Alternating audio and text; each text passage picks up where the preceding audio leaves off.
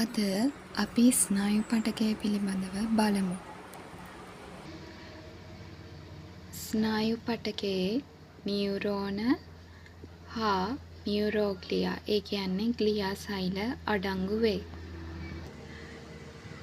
ස්නායු පටකයේ අඩංගු වන නියුරෝන මගින් සිදු කරන්නේ ස්නායු ආවේග ලබා ගැනීම, සැකසීම, සම්ප්‍රේෂණය.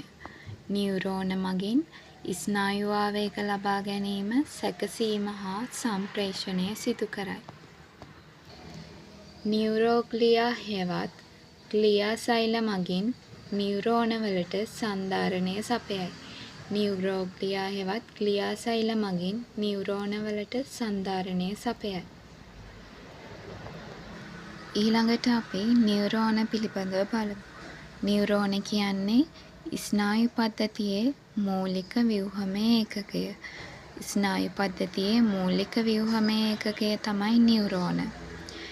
නියුරෝනයට සෛල දේහයක්, අනුශාකිකා හා අක්ෂණයක් අඩංගු වෙනවා. නියුරෝනයකට සෛල දේහය, අනුශාකිකා හා අක්ෂණ අඩංගු වෙනවා. නියුරෝනයකට අඩංගු වෙන්නේ සෛල දේහයක්, අනුශාකිකා හා අක්ෂණයක්. අක්ෂණ, සෛල දේහය, මේ අනුශාකිකා තමයි නියුරෝනයකට අයත් වෙන්නේ. නියුරෝනයට අයත් වන සෛල දේහ හා අනුශාකිකා මගින් වෙනත් නියුරෝන වලින් පැමිණෙන ආවේග ලබා ගන්නවා.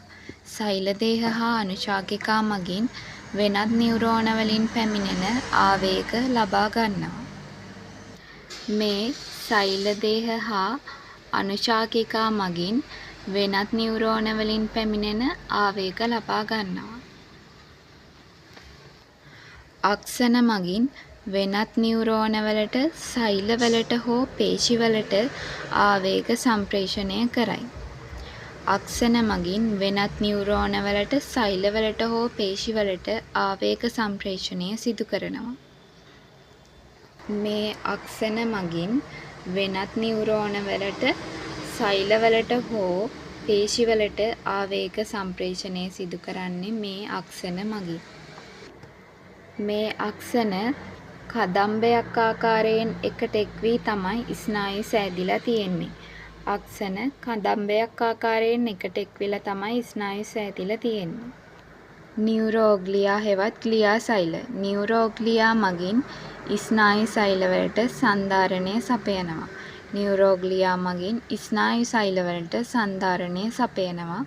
ග්ලියා සෛලවල කාර්යභාරය තමයි ස්නායු සෛලවලට පෝෂණය සැපයීම, ස්නායු සෛල පරිවරණය කිරීම, ස්නායු සෛලවල අඩුව සම්පූර්ණ කිරීම, පිරවීම, සමහර අවස්ථාවල ස්නායු සෛලවල කෘත්‍ය නිසි ලෙස හැසිරවීම. ස්නායු සෛලවලට සංධාරණය සපයනවා නියුරෝග්ලියා. ග්ලියා සෛලවල කාර්යභාරය වෙන්නේ ස්නායු සෛලවලට පෝෂණය සැපයීම, ස්නායු සෛල පරිවරණය කිරීම, ස්නායු සෛලවල අඩුව සම්පූර්ණ කිරීම, පිරවීම, සමහර අවස්ථාවල ස්නායු සෛලවල කෘත්‍ය නිසි ලෙස හැසිරවීම.